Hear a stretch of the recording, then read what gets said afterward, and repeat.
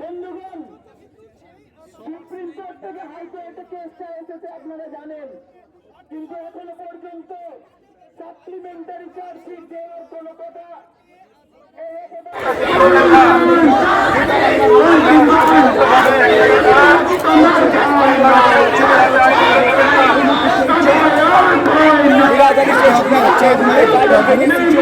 সামনে এগিয়ে যাওয়ার চেষ্টা করছেন এই আন্দোলনকারীরা বলছেন যে বিচার চায় আর কতদিন।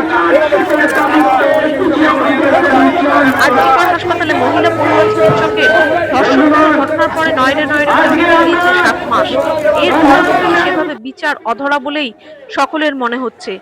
যদিও শিয়ালদা আদালত একটা রায় দিয়েছে, যেখানে একমাত্র সিভিক ভলেন্টিয়ার সঞ্জয় রায়কে দোষী সাব্যস্ত করে তাকে যাবজ্জীবন কারাদণ্ডের রায় দেওয়া হয়েছে। কিন্তু চিকিৎসক মহল থেকে সমাজের বিভিন্ন অংশের মানুষ মনে করে এই রায় একেবারেই ঠিক নয়, কারণ শুধুমাত্র সঞ্জয় রায় একা এ ধরনের ঘটনা ঘটাতে পারে না।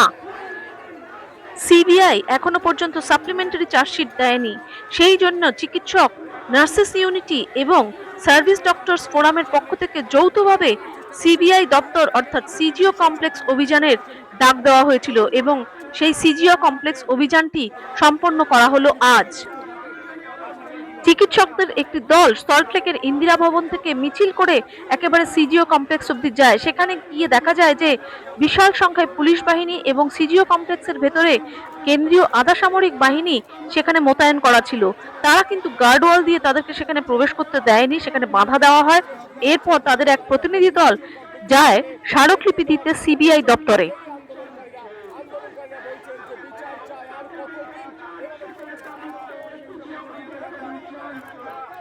খুব অবাক হয়ে দেখলাম যে সিবিআই এর যিনি ইনভেস্টিগেটিং অফিসার সীমা পাহুজা, তিনি অনেক বড় বড় কথা বলেছিলেন। তিনি নাকি দিল্লি চলে গেছেন, অর্থাৎ অভয়ের বিচারের সমস্ত কিছু তিনি সম্পন্ন করে দিয়েছেন, সমস্ত চার্জশিট দিয়ে দিয়েছেন। মানে ভাবতে এমনই দিল্লি চলে গেছেন। এখানে ডিএসপি সাহেব, সিবিআই ডিএসপি র্যাঙ্কের অফিসার, তিনি দেখা করলেন। তাকে আমরা একটা কথাই বললাম যে পশ্চিমবঙ্গের মানুষ কিন্তু 7 মাস আগে সিবিআই এর উপর যেটুকুনি ভরসা রাখছিল, আজকে আর কোনো ভরসা রাখতে পারছে না। আজকে কলকাতা হাইকোর্টের কথাটা আমরা মেনশন করেছি। কলকাতা হাইকোর্ট কিন্তু পরিষ্কার বলেছে যে সঞ্জয় রায় ছাড়া কে বা কারা, একাধিক ব্যক্তি কারা যুক্ত খুন ধর্ষণে, সেইটা যেন হলফনামা দেয় সিবিআই। তাহলে বিচার প্রক্রিয়া এখনো কমপ্লিট হলো না, তদন্ত এখনো কমপ্লিট হলো না। তথ্য প্রমাণ লোপাট তারা করেছে, সেটাও কিন্তু কলকাতা হাইকোর্ট মহামান্য বিচারক জানতে চেয়েছে। তো সেগুলো আমরা জানতে চাইলাম। যথারীতি ইনারা তো সত্য গোপন করারই চেষ্টা করছে, তাহলে সত্য বলবার তো সাহস নেই। কিন্তু মানুষ ছাড়বে কেন? আমরা ছাড়ছি না, আমরা লড়াই চালিয়ে যাব। এরপরে কর্মসূচি আমরা সারা পশ্চিমবঙ্গে প্রায় 133টি সংগঠন আমাদের সঙ্গে আছে।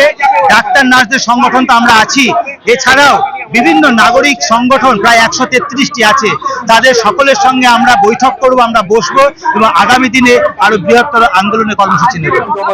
গণতন্ত্রের নাম নিয়ে 7 মাস হয়ে গেছে, এইরকম একটা ব্যতিক্রমী হারহীন করা ঘটনা আজকে ঘটেছে। প্রচুর প্রতিবাদ আন্দোলন হয়েছে, হওয়ারই কথা ছিল এবং হয়েছে।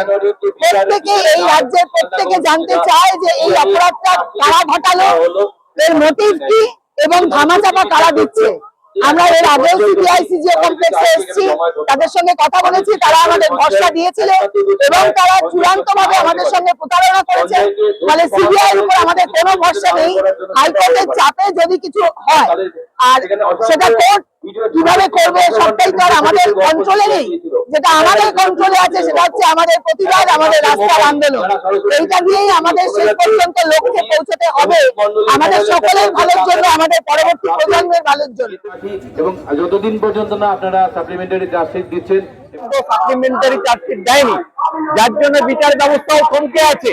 আজকে কলকাতার হাইকোর্টের মহামান্য বিচারপতি তিনিও কিন্তু বলেছেন যে আর কারা কারা যুক্ত আছে তা সাপ্লিমেন্টারি চার্জশিট দেওয়ার জন্য এবং আজকে যে কেস ডায়েরি প্রকাশ করার জন্য। অতএব আমরাও রাজপথে রয়েছি এবং ডাক্তাররা, নার্সরা, স্বাস্থ্যকর্মীরা এবং সাধারণ মানুষ, তারা সবাই কিন্তু আজকে রাজপথে রয়েছি। 7 মাস ধরে আমরা একই দাবিতে, এর আগেও আমরা বহুবার এসেছি, আমরা একই দাবি জানিয়েছি সাপ্লিমেন্টারি চার্জশিট দিতে হবে।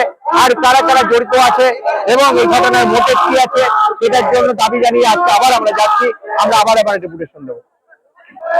সিবিআই এখনো পর্যন্ত সাপ্লিমেন্টারি চার্জশিট দিতে পারেনি, বহুদিন থেকেই টালবাহানা করছে, কিন্তু এখনো দিতে পারেনি। একমাত্র সঞ্জয় রায়ের বিরুদ্ধে একটা চার্জশিট দিয়েছিল, যেটা আমরা মনে করি সঞ্জয় রায় আসল অপরাধী নয়, অপরাধীরা এখনো পর্যন্ত ঘুরে বেড়াচ্ছে।